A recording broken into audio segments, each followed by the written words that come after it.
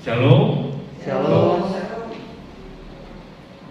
Bapak Ibu Jemaat, pemuda-pemudi remaja Desa Utama Gunung Indah yang melayani ibadah pada hari Minggu ini adalah Bapak Pendeta Mike Setapi. Saya undang Bapak Ibu semua jemaat untuk bersaat teduh sejenak.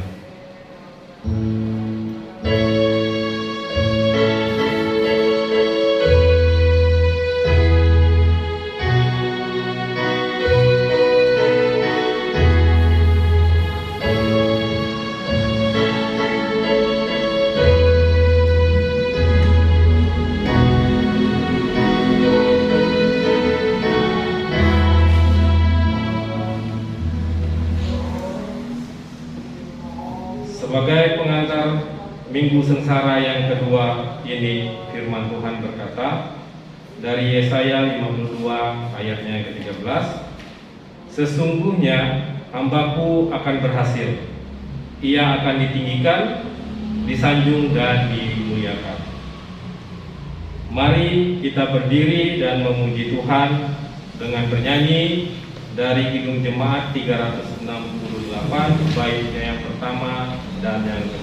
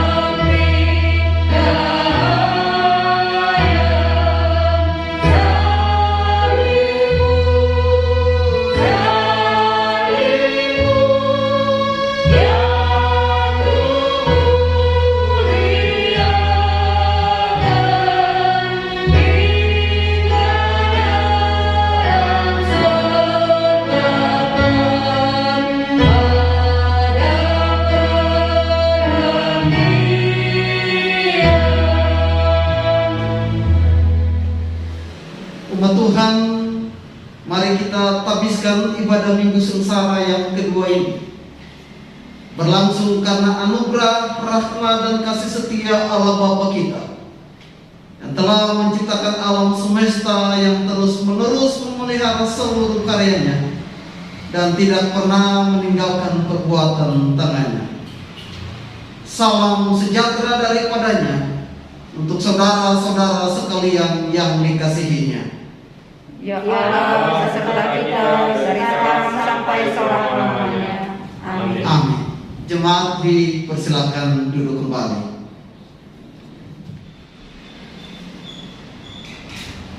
Nats pembimbing di Minggu Sengsara 2 ini terambil dari Kisah Para Rasul 4 ayat yang 19. Tetapi Petrus dan Yohanes menjawab mereka, "Silahkan kamu putuskan sendiri manakah yang benar di hadapan, taat kepada kamu atau taat kepada Allah." Amin. Kita nyanyi dari Kidung Jemaat 368, baiknya yang ketiga dan yang keempat.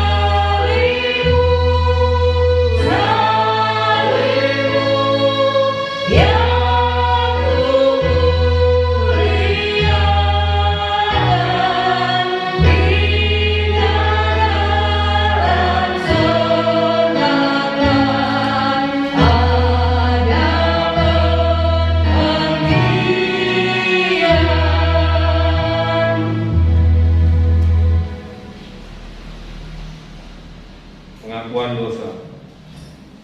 Jemaat terkasih, marilah kita merendahkan diri di hadapan Allah dan memohon pengampunan dosa kepadanya. Jemaat mengaku dosa secara pribadi.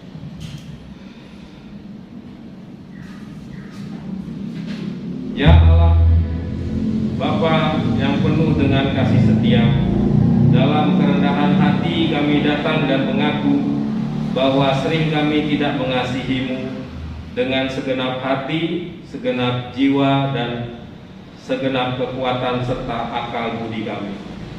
Kami sering gagal untuk mengasihi sesama sebagaimana yang Engkau kehendaki. Karena itu kami mohon kasihanilah kami dan ampunilah kami. Ya Allah Bapa, kami mengaku bahwa seringkali kami hanya sibuk dengan segala urusan kami, sehingga kami tidak peduli pada umat-Mu yang miskin dan tidak berdaya, yang membutuhkan pertolongan dan pelayanan kami. Karena itu, kami mohon kasihanilah dan ampunilah kami. Tuntunlah kami di jalan-Mu dan baharuilah kami oleh Roh-Mu yang kudus. Demi Kristus kami berdoa. Amin. Kita bernyanyi dari NKB 73, baiknya yang pertama dan yang kedua.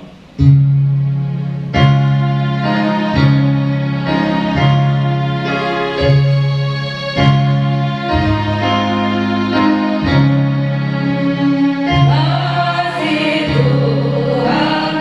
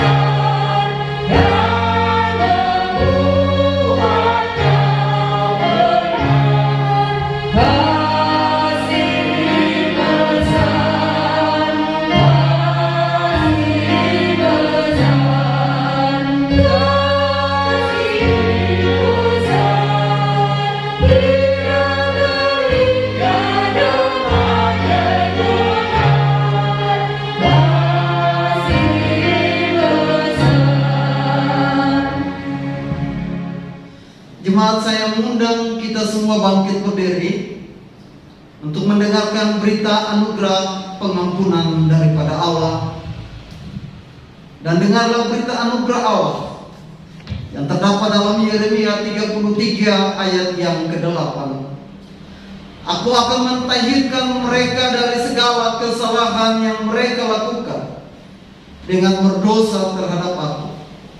Dan aku akan mengampuni segala kesalahan yang mereka lakukan dengan berdosa dan dengan memberontak terhadap aku. Demikianlah berita anugerah Allah. Amin.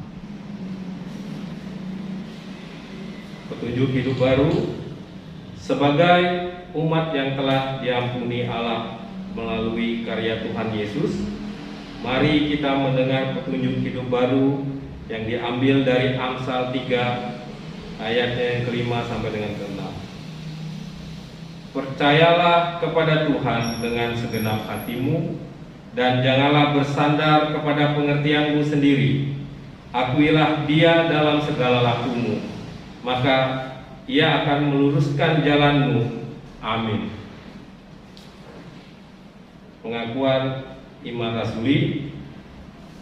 Sebagai jemaat Tuhan Yesus dalam suatu persekutuan dalam segala abad dan tempat, marilah kita mengucap bersama-sama pengakuan iman yang am dan rasuli sambil berdiri.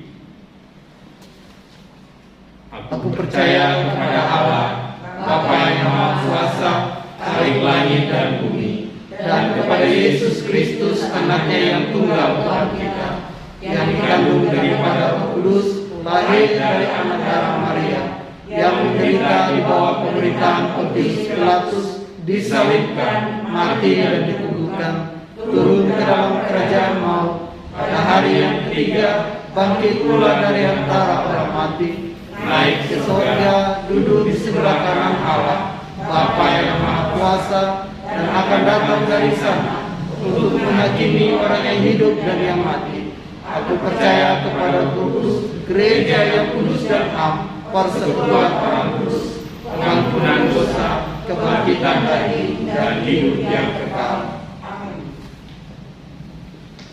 Jemaat dipersilakan duduk. Bapak Ibu, tiba saatnya kita masuk dalam perenungan kebenaran firman Allah. Oleh karena itu, mari kita nyatakan kesiapan hati kita untuk menerima firman Tuhan dengan menyanyi bersama dari PKJ 198, bait yang pertama dan yang kedua. Di hatiku ya Yesus Tuhan bersabdalah. Agar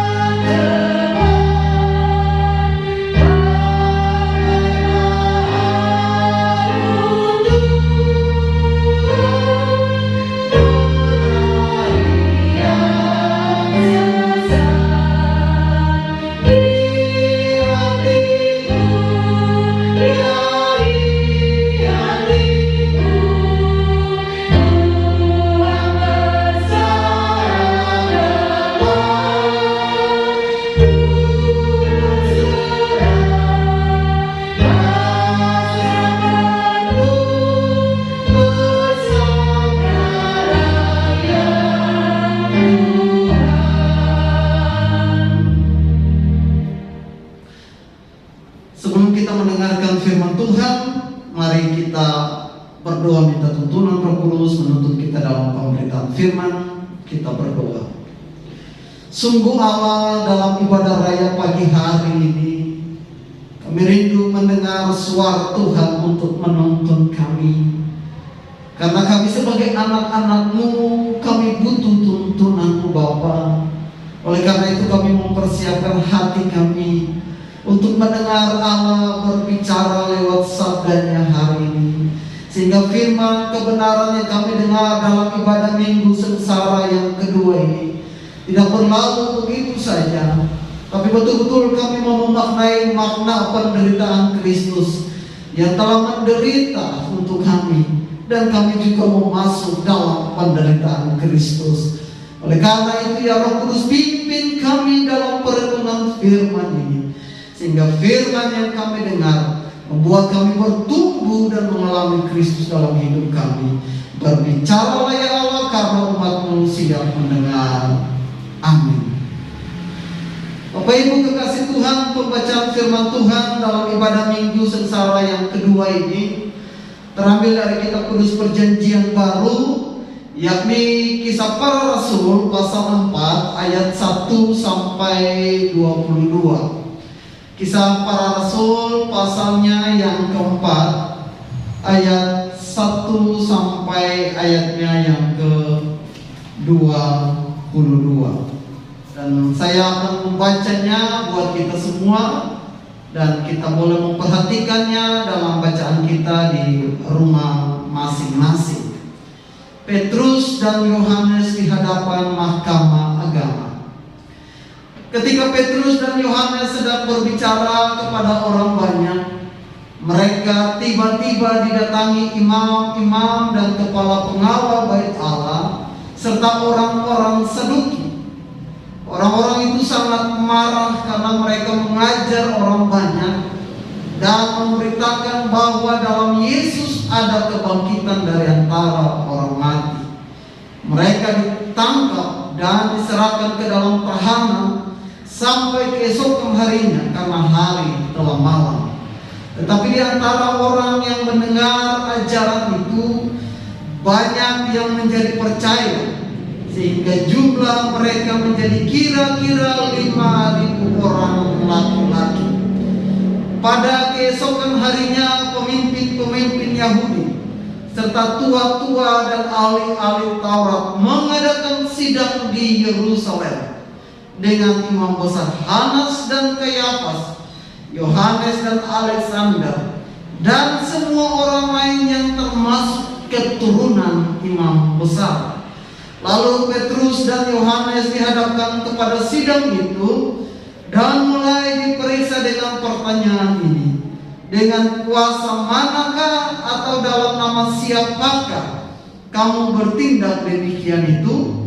Maka jawab Petrus penuh dengan Roh Kudus, hai pemimpin umat dan tua-tua, jika kami sekarang harus diperiksa karena suatu kebajikan kepada seorang sakit dan harus menerangkan dengan kuasa manakah orang itu disembuhkan, maka ketahuilah oleh kamu sekalian dan oleh seluruh umat Israel bahwa dalam nama Yesus Kristus, orang Nazaret yang telah kamu salibkan, tetapi yang telah dibangkitkan Allah dari antara orang mati, bahwa oleh karena Yesus itulah orang ini berdiri dengan sehat sekarang di depan kamu.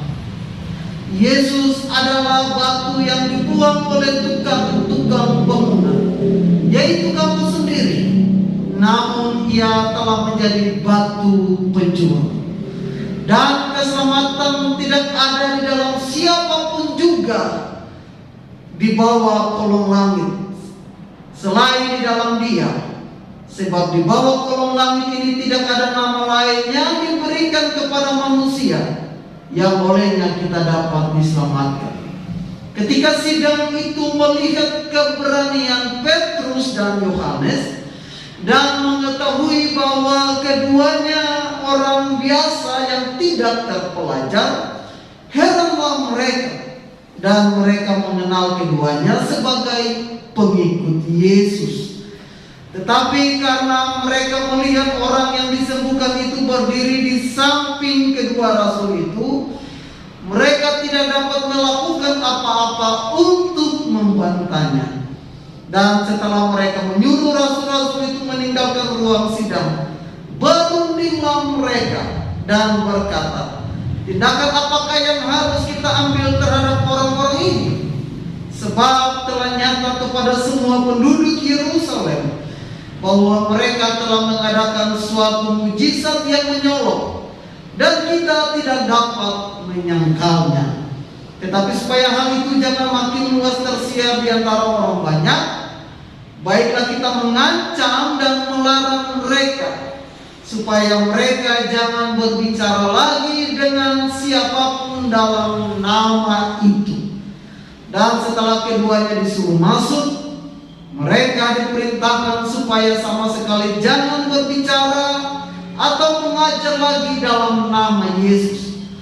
Tetapi Petrus dan Yohanes menjawab mereka, silakan kamu putuskan sendiri manakah yang benar di hadapan Allah, taat kepada kamu atau taat kepada Allah.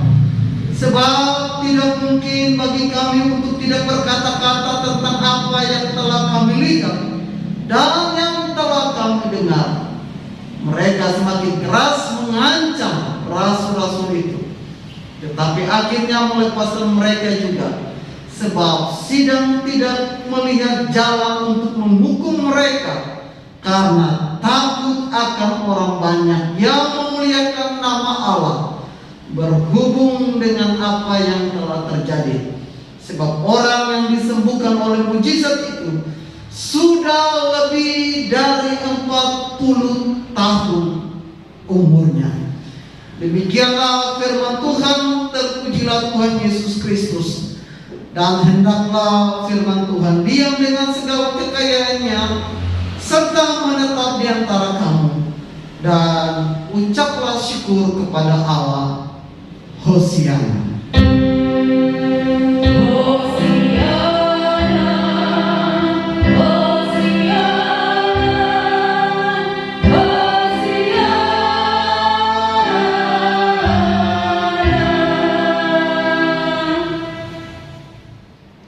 Shalom. Shalom. Bapak Ibu kekasih Tuhan, dalam ibadah Minggu Sengsara yang kedua hari ini, tema kita adalah berani menyatakan kebenaran. Sekali lagi, tema kita hari ini adalah menderita karena Injil, berani menyatakan kebenaran. Dan kita tahu kisah yang barusan kita baca dalam Kisah Para Rasul pasal 4, di mana dikisahkan di sana Petrus dan Yohanes. Setelah mereka baru menyembuhkan orang yang lumpuh sudah 40 tahun lamanya, lalu ketika mereka dalam bait Allah itu, mereka didatangi oleh para imam pengawal bait Allah, para tua-tua dan para ahli-ahli Taurat. Mereka datang dan menangkap Petrus dan Yohanes, lalu membawa mereka dalam penjara. Dan keesokan harinya mereka mengadakan sidang untuk menghakimi Petrus dan Yohanes. Nah, pertanyaannya adalah, apa yang membuat Petrus dan Yohanes ini berani siap untuk menghadapi penderitaan ini? Kalau kita lihat kisah ini berbeda, Petrus berbeda dengan Petrus yang dulu. Apa yang membuat Petrus begitu berani sehingga dia tampil di depan sidang dan dia berbicara dengan lantang kepada seluruh para imam ahli Taurat yang ada? Apa yang membuat Petrus berani dalam menghadapi penderitaan ini? Paling tidak ada 3 hal yang ingin saya mau bagikan kita hari ini tentang berani menyatakan kebenaran. Yang pertama, mari kita perhatikan dalam ayat yang ke-8. Maka jawab Petrus penuh dengan Roh Kudus, hai pemimpin-pemimpin umat dan tua-tua. Lihat, ayat 8 berkata, maka Petrus penuh dengan Roh Kudus. Poin yang pertama yang membuat Petrus berani menyatakan kebenaran, sekalipun dia harus menderita, sekalipun dia harus masuk dicoboskan ke dalam penjara, sekalipun dia harus diperhadapkan dalam persidangan, tapi yang membuat dia berani untuk tampil berbicara karena yang pertama, dia dipenuhi dengan Roh Kudus. Mari kita mau lihat kisah Petrus sesungguhnya. Siapa ini Petrus? Petrus ini namanya sebelumnya adalah Simon, atau kita biasa kenal Simon Petrus. Masih ingat kisah bagaimana Simon Petrus menyangkal Yesus? Nah, arti Simon itu sendiri artinya alang-alang. Alang-alang itu sejenis tumbuhan yang mudah ditiup angin. Alang-alang itu artinya orang yang diombang-ambingkan. Dan itulah Petrus, dia mudah terbawa suasana. Ketika ada banyak orang dia berani, tapi ketika sendiri dia menjadi ciut nyalinya. Ketika bersama dengan Yesus bilang anak manusia akan menderita disalibkan, dia menarik Yesus dan dia berkata sekali-kali itu tidak akan terjadi. Bahkan Yesus marah Petrus, kau hanya memikirkan apa yang dipikirkan manusia tapi tidak dipikirkan Allah. Keesokan harinya ketika Yesus ditangkap, ada seorang perempuan datang kepada Petrus dan berkata, bukankah engkau salah satu dari pengikutnya? Simon langsung menyangkal Yesus. Bahkan dia menyangkal Yesus sampai 3 kali. Coba kita lihat karakter Simon Petrus, bahwa pada waktu dia hanya diancam, pada waktu dia hanya ditanyakan oleh seorang wanita, dia sudah takut dan menyangkal Yesus sampai 3 kali. Tapi justru sebaliknya di kisah para rasul, ketika dia sedang diperhadapkan dengan banyak orang, dengan para ahli Taurat, sidang-sidang Imam Kayafas yang juga mencobloskan menjatuhkan hukuman kepada Yesus, kok Petrus sudah takut? Kenapa? Karena dia dipenuhi oleh Roh Kudus. Ingat peristiwa Petrus, coba mari kita perhatikan. Petrus waktu Yesus menampakkan diri di laut pagi hari, ketika dia tahu itu Yesus, lalu dia bilang, biarkan aku datang kepadamu, dan dia berjalan di atas air. Tapi ketika dia sendiri di atas air, dia takut dan dia tenggelam. Petrus ketika bersama dengan orang banyak, dia sangat berani, tapi kalau sendiri ciut nyalinya. Itulah sebabnya dia dipanggil Tuhan Simon. Artinya apa? Orang yang suka digoyangkan, yang mudah dipengaruhi. Karena Simon itu artinya alang-alang, mudah ditiup angin ke kiri ke kanan. Dia gak punya prinsip. Lalu dari mana puncak perubahan Petrus? Puncak perubahan Petrus itu ketika dia mengalami perjumpaan dengan Yesus. Kalau kita baca di Yohanes 21, dan setelah masa Pentakosta turunnya Roh Kudus, disitulah dari yang namanya Simon, Yesus bilang, Simon, namamu bukan lagi Simon, tapi hari ini itu nama Petros atau Petrus. Artinya apa? Batu karang. Sehingga ketika masa Roh Kudus turun pada waktu Pentakosta dalam kisah para rasul pasal 2, Petrus bangkit dan sekali dia berkhotbah 3.000 orang bertobat. Jadi yang membedakan Simon dan Petrus sebelumnya adalah karena dia dipenuhi oleh Roh Kudus. Sebelumnya dia dipenuhi oleh kedagingan saja. Dia memandang bahwa Yesus sebagai Mesias itu datang bukan untuk menderita tetapi menjadi pahlawan. Tetapi ketika dia dipenuhi Roh Kudus, cara pandang dia berubah, bahwa mengikut Yesus bukan untuk mengalami kemuliaan tapi harus mengalami penderitaan dulu.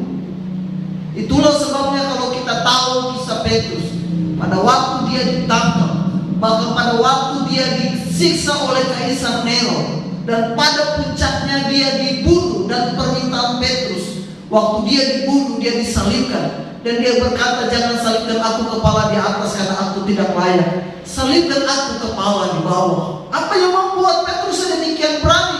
Karena dia dipenuhi oleh Roh Kudus. Roh Kudus ada dalam Petrus yang dia alami dalam masa Pentakosta itulah, membuat dia memiliki spirit, semangat, keberanian yang luar biasa, mendorong dia sehingga dia tidak takut kepada manusia, tapi tapi dia hanya takut kepada Allah. Orang yang hidup dipenuhi oleh Roh Kudus, orang yang hidup dipimpin oleh Roh Kudus, dia akan memilih taat kepada firman Allah daripada takut kepada manusia. Kalau kita kan tidak, kita lebih pilih takut kepada manusia. Kita gak mau menghadapi tantangan, kita gak mau menghadapi penolakan. Kalau bisa pelayanan kita semua lancar-lancar, nggak bisa. Petrus sangat memahami betul ketika dia dipenuhi oleh Roh Kudus. Itulah sebabnya kenapa dalam 1 dan 2 Petrus dalam suratnya dia berkata bahwa penderitaan itu merupakan bagian dari kasih karunia Allah.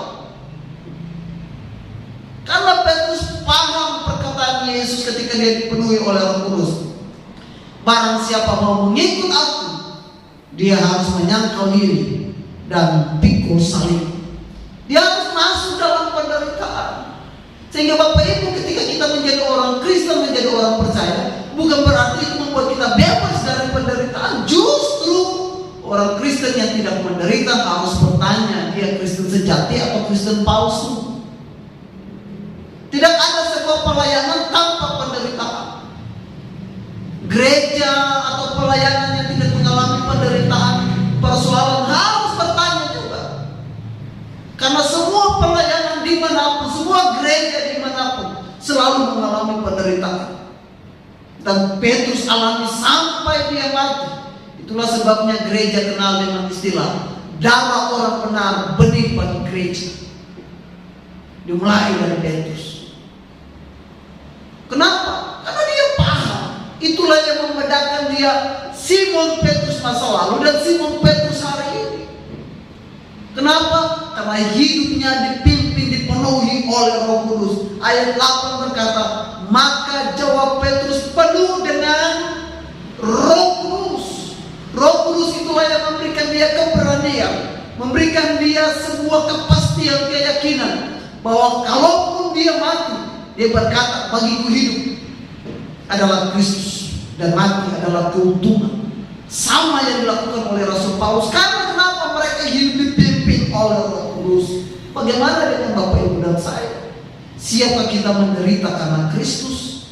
Siapkah kita menderita karena pemberitaan firman Allah? Itulah sebabnya firman ini meyakinkan kita semua bahwa ketika kita memberitakan firman Allah yang tadi di mimbar utama ini, di mana orang tidak menerima, orang menolak, itu bagian dari penderitaan yang harus kita cicipi. Tapi penderitaan itu tidak membuat kita menjadi mundur. Persoalan itu tidak membuat kita untuk lepas dari pelayanan, meninggalkan pelayanan kita. Karena semua pelayanan apapun jenisnya, mengikuti Yesus dia harus pikul salib. Jadi kalau ada gereja pelayanan yang tidak mengalami penderitaan, kita harus perlu berhati-hati. Jangan pelayanan kita palsu. Tidak ada gereja yang lepas dari penderitaan. Tidak ada pelayanan yang lepas dari penderitaan. Tidak ada Injil yang tidak pernah ditolak. Semua itu ditolak. Tapi maukah kita berani? Ketika kita memiliki keberanian sebenarnya tanda bahwa Roh Kudus ada di dalam kita. Yang kedua, Bapak Ibu kekasih Tuhan, ayat 19 berkata begini. Tetapi Petrus dan Yohanes menjawab mereka, silakan kamu putuskan sendiri manakah yang benar di hadapan Allah, taat kepada kamu atau taat kepada Allah. Hal yang kedua yang membuat Petrus dan Yohanes berani menyatakan kebenaran, karena mereka taat kepada Allah. Bayangkan Bapak Ibu, yang datang kepada mereka itu bukan orang-orang kecil, bukan orang-orang sembarangan. Ini para imam besar. Ditulis nama Kayafas di sana. Kayafas itu siapa? Dia yang menjatuhkan hukuman kepada Yesus. Bahkan para imam pun mampu mempengaruhi politik Romawi pada waktu itu, sehingga mereka bisa mengubah keputusan Pilatus untuk menghukum Yesus. Mereka bisa mempengaruhi masyarakat untuk menjatuhkan, menolak Yesus, sehingga semua orang bisa teriak, salibkanlah dia, salibkanlah dia. Nah, ini orang yang sama yang menjatuhkan hukuman kepada Yesus.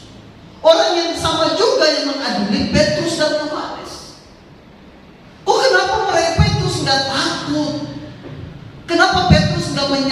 Yesus saja ketika mereka larang bahwa mulai hari ini dan seterusnya kamu tidak boleh lagi bersaksi berbicara atas nama Yesus.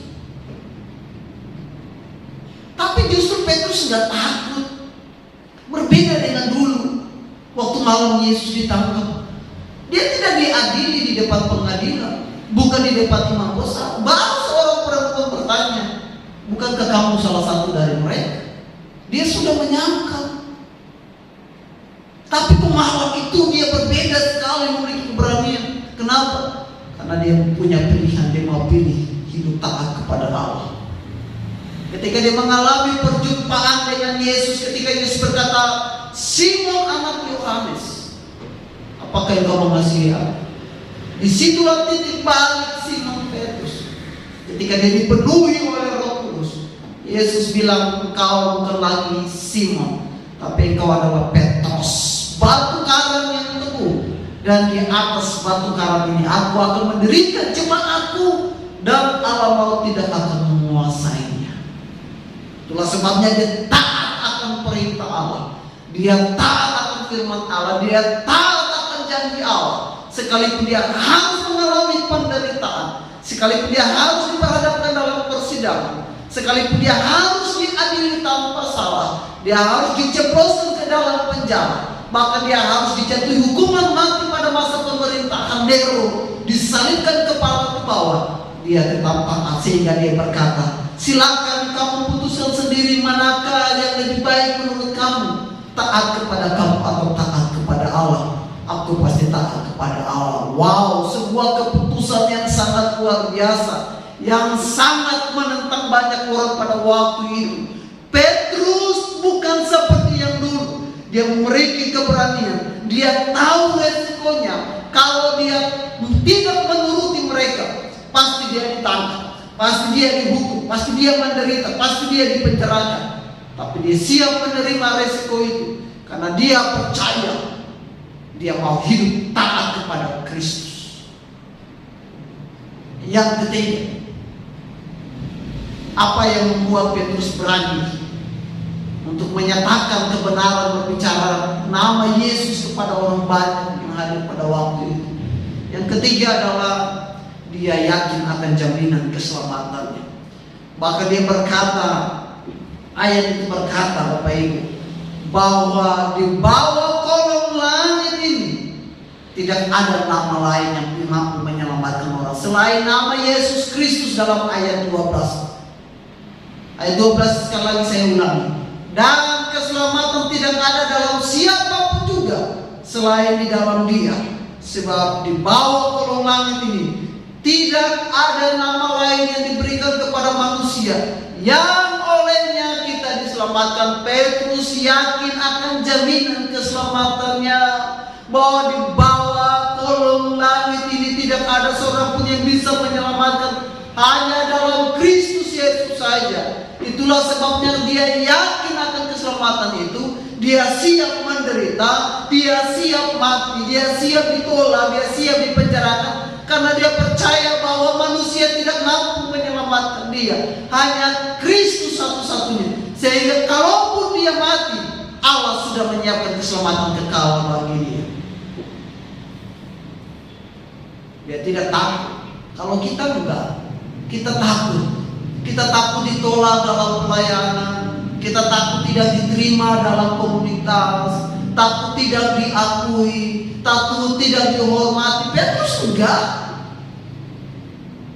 Dia tahu semua resiko yang harus dihadapi, tapi dia punya sebuah keyakinan iman yang kokoh, bahwa di bawah kolong langit ini tidak ada seorang pun yang bisa memberikan keselamatan, hanya Yesus Kristus. Jadi kalau aku mati, pasti aku memperoleh keselamatan. Dia gak takut soal kehidupannya, karena Petrus tahu bahwa hidup itu hanya bersifat sementara.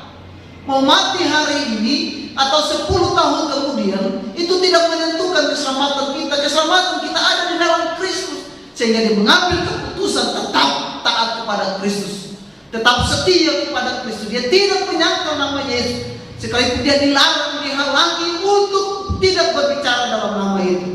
Dia tetap berbicara, dia tetap bersaksi, dia tetap memberitakan firman Allah. Karena dia tahu kalau manusia menolak dia, Allah menerima dia. Manusia membunuh dia, Kristus menyelamatkan dia. Bagaimana Bapak Ibu dan saya? Petrus punya keyakinan yang kokoh akan keselamatan itu sendiri. Itulah sebabnya dia berani berbicara di depan para imam-imam, di depan ahli Taurat, orang Saduki. Dia berani menyatakan. Dan menariknya adalah mereka kenal bahwa orang ini adalah orang biasa yang tidak berpendidikan. Wah, semakin marah itu para ahli Taurat. Kenapa? Karena pelayanan mereka tersaingi oleh pelayanan Petrus. Kok mereka mampu berbicara? Karena mereka dipenuhi oleh Roh Kudus. Kalau kita baca di Matius 28, dia bilang pada waktu itu diperhadapkan dengan imam-imam, Roh Kudus akan berbicara, berkata-kata menggantikan engkau. Dan mereka hidup dalam ketaatan, sehingga mereka tidak takut. Manusia mengancam, manusia menolak, manusia mau menyiksa, mereka tetap taat. Mereka pilih taat kepada Allah daripada taat kepada manusia. Secara manusia rasa takut ya ada, tapi apakah mereka pilih taat kepada manusia? Tidak, mereka tetap taat kepada Allah. Karena mereka punya pengharapan, keyakinan iman yang kokoh bahwa keselamatan itu hanya dalam Kristus. Berbeda sebaliknya dengan kita. Kita takut ditolak, kita takut tidak diakui, kita takut tidak diterima. Baru tantangan datang kita sudah menyerah, baru kritikan datang kita sudah menyerah, baru teguran datang kita sudah menyerah.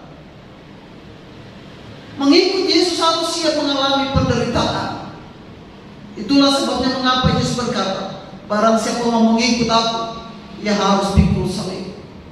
Dan salib itu bicara soal penderitaan. Bahkan Yesus sendiri pun mengalami penderitaan. Bapak Ibu kekasih Tuhan, hari ini kita masuk dalam minggu sengsara yang kedua. Kita mengenang kembali makna penderitaan Kristus. Mengapa Yesus mau menderita? Karena dia taat kepada Allah, kepada Bapanya di surga. Mengapa Yesus mau menderita bahkan mati sampai kayu salib? Karena dia tahu dia hadir untuk melaksanakan misi Bapanya, untuk membawa keselamatan kepada dunia. Bagaimana dengan Bapak Ibu dan saya? Apakah kita siap menderita karena Injil? Siap ditolak, siap dikritik, siap dibicarakan, siap dihakimi oleh orang lain? Gak apa-apa. Jadi kalau kita memberitakan firman Allah dan orang mengkritik, orang menghina, orang membicarakan, orang menjatuhkan, tidak apa-apa. Itu bagian dari penderitaan pemberitaan Injil.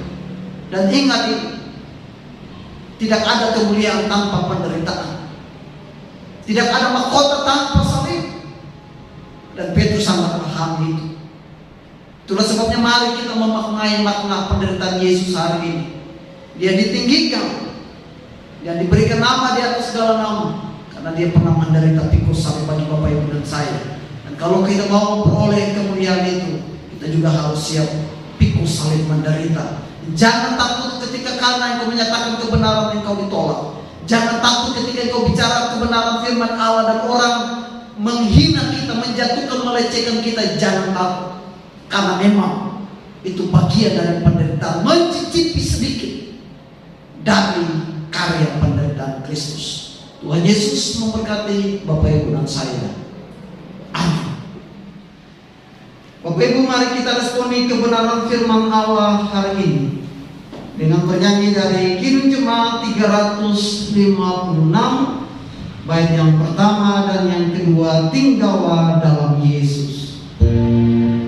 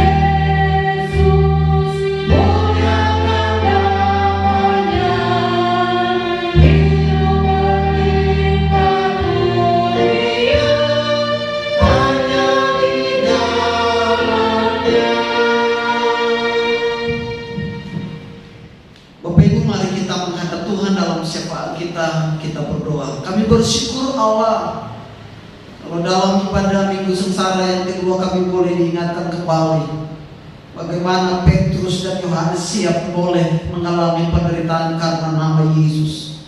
Mereka ditangkap, mereka diadili, mereka dipenjarakan, mereka harus dihakimi, mereka harus mengalami penderitaan karena nama Yesus.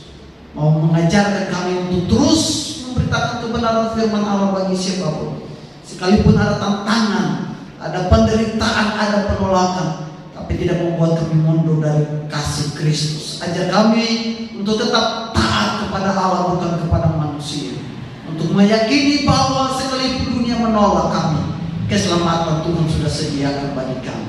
Tuhan memberkati seluruh umat-Mu, biar Roh Kudus memimpin kami untuk hidup dalam kebenaran firman Allah, untuk mengambil bagian dalam karya penderitaan Kristus, mengambil bagian dalam misi Allah untuk memberitakan kabar firman Allah itu bagi setiap orang, sekalipun ada tantangan di dalamnya. Di surga kami berdoa bagi setiap umat, mereka yang beribadah di rumah Tuhan karena situasi pandemi COVID yang terjadi. Tuhan memberkati mereka Bapa. Hamba percaya Engkau Allah ada bersama-sama dengan mereka dalam ibadah, dalam keluarga mereka masing-masing. Dan Tuhan memberkati rumah tangga setiap demi rumah tangga, mulai dari yang tua sampai yang anak-anak. Mereka yang memberikan waktu mereka, hati mereka untuk mengalami perjumpaan dengan Allah.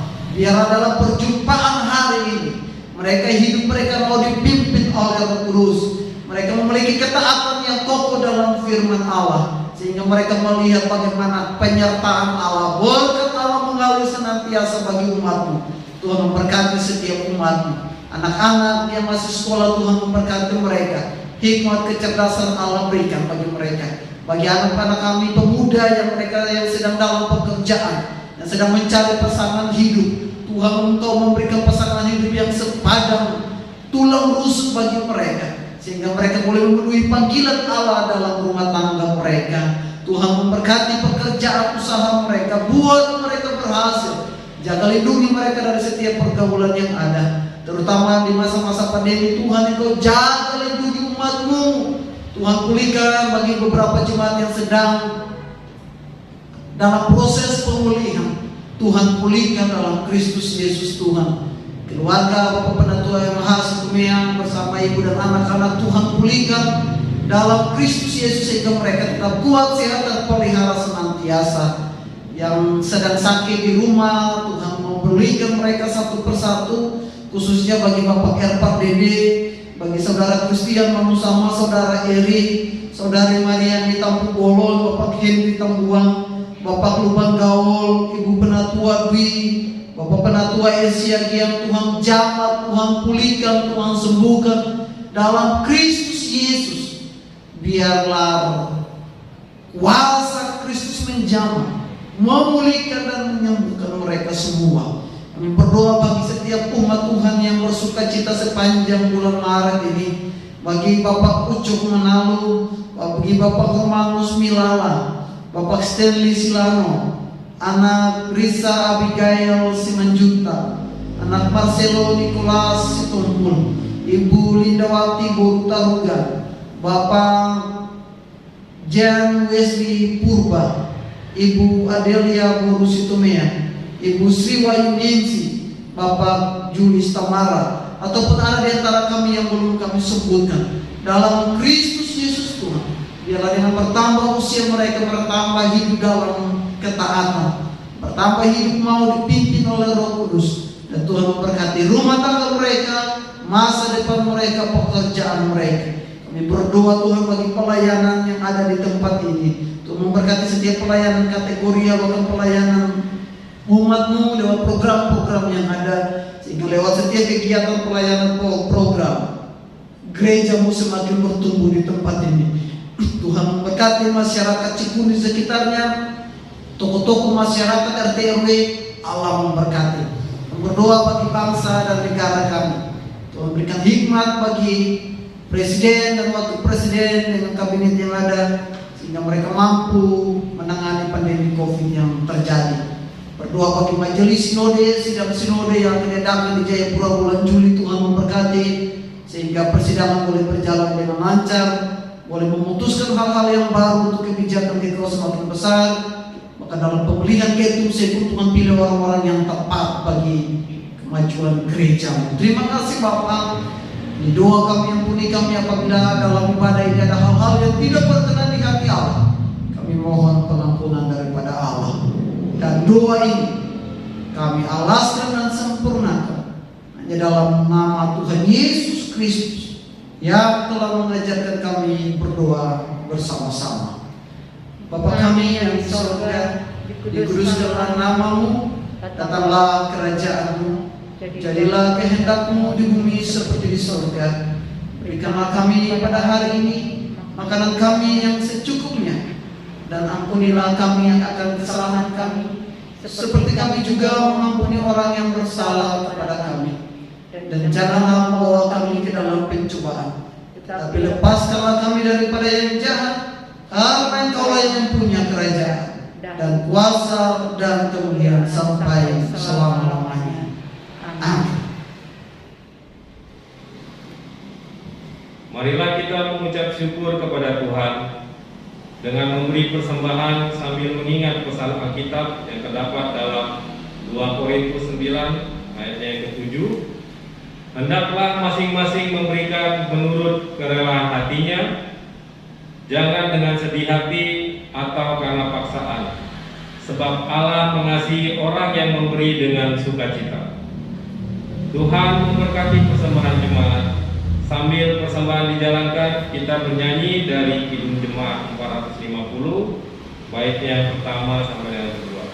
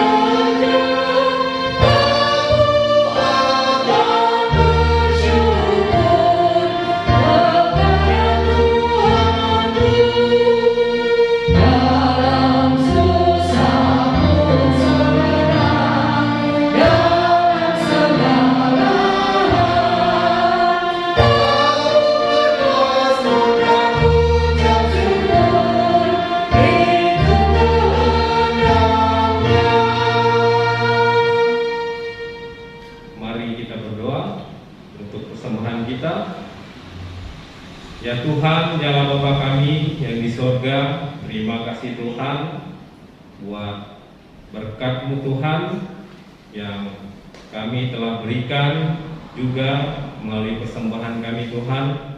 Biarlah Engkau Tuhan yang memberkati setiap tangan-tangan yang telah memberikan persembahan ini Tuhan.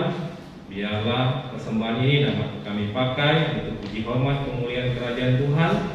Dan Engkau juga lah Bapa yang memberkati tiap-tiap tangan yang memberi, dan Engkau juga yang memberkati dengan kelimpahan bagi yang memberi. Terpujilah Engkau Tuhan, di dalam nama Yesus Kristus, Tuhan dan Juru Selamat kami berdoa. Amin. Seluruh jemaat dan seluruh majelis jemaat mengucapkan terima kasih atas pelayanan Bapak Pendeta Mike Sayatapi. Kiranya Tuhan Yesus Kristus yang memberkati setiap pelayan yang diberikan beliau kepada GKO.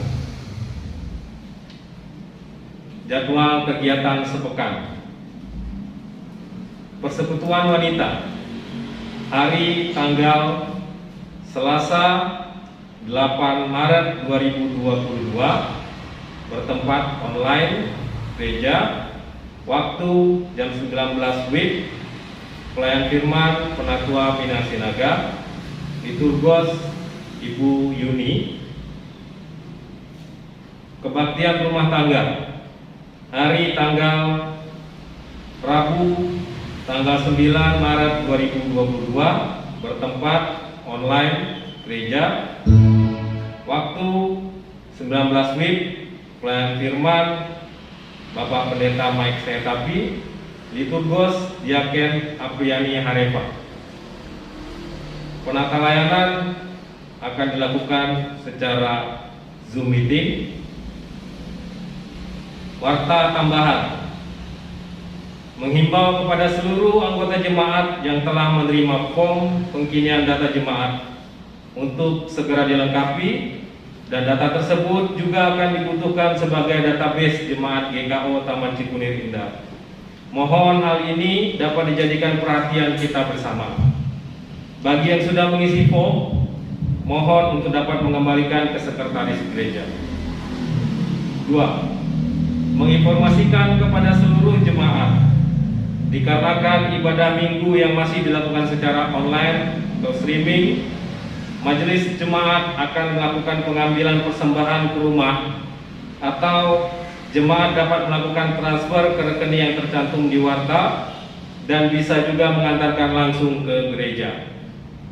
3. Menginformasikan kepada jemaat akan dibagikan kartu iuran PTB di periode Januari 2022 sampai dengan Desember 2025. Diharapkan jemaat untuk dapat membayarkan PTB yang digunakan bagi pelayanan di gereja GKO Taman Cikunir Indah.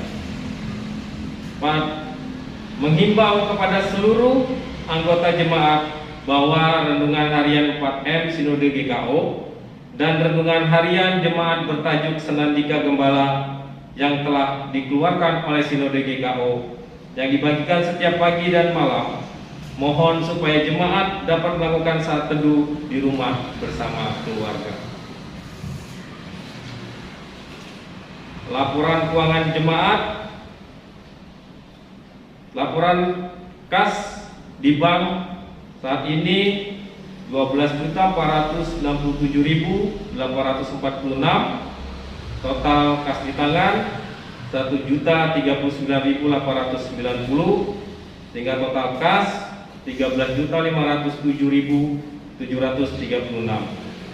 Majelis jemaat mengucapkan terima kasih atas pemberian persembahan jemaat, persembahan tetap bulanan jemaat, dan persembahan persepuluhan, serta ucapan syukur yang telah Bapak Ibu berikan. Kiranya Tuhan Yesus sumber berkat memberkati Bapak Ibu sekalian. Jemaat, saya mengundang kita bangkit berdiri dan kita akan masuk dalam pengutusan kita dalam ibadah Minggu Sengsara yang kedua ini. Umat Tuhan, pergilah dalam damai sejahtera Allah. Lakukanlah firman Tuhan telah saudara dengar. Jadilah berani dalam memberitakan firman Allah, dan nyatakanlah kasih Kristus kepada sesama kita. Kidung Jemaat 427 bait pertama dan yang kedua.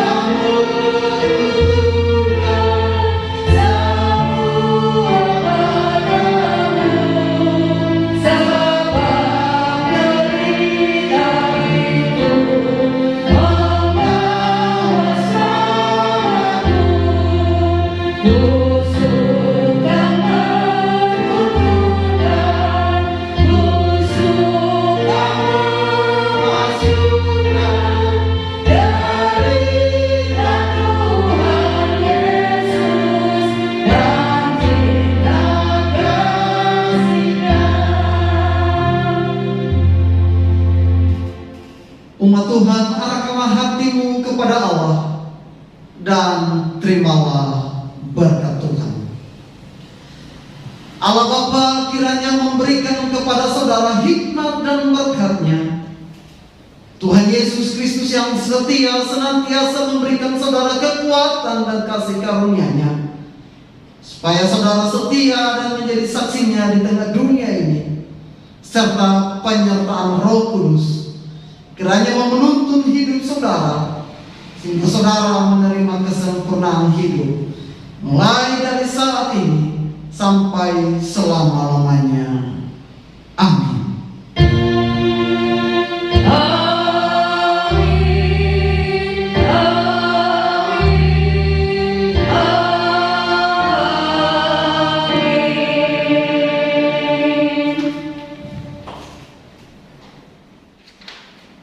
Kita bernyanyi dari Kidung Jemaat 427, baitnya yang ketiga.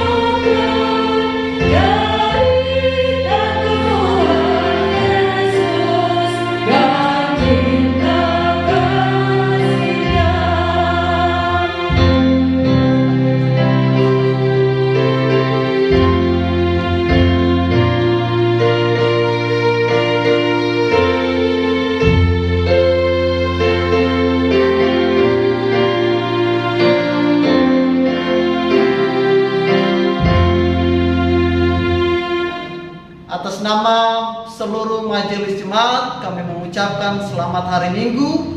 Tuhan Yesus memberkati dan tetap jaga kesehatan selalu. Shalom. Shalom.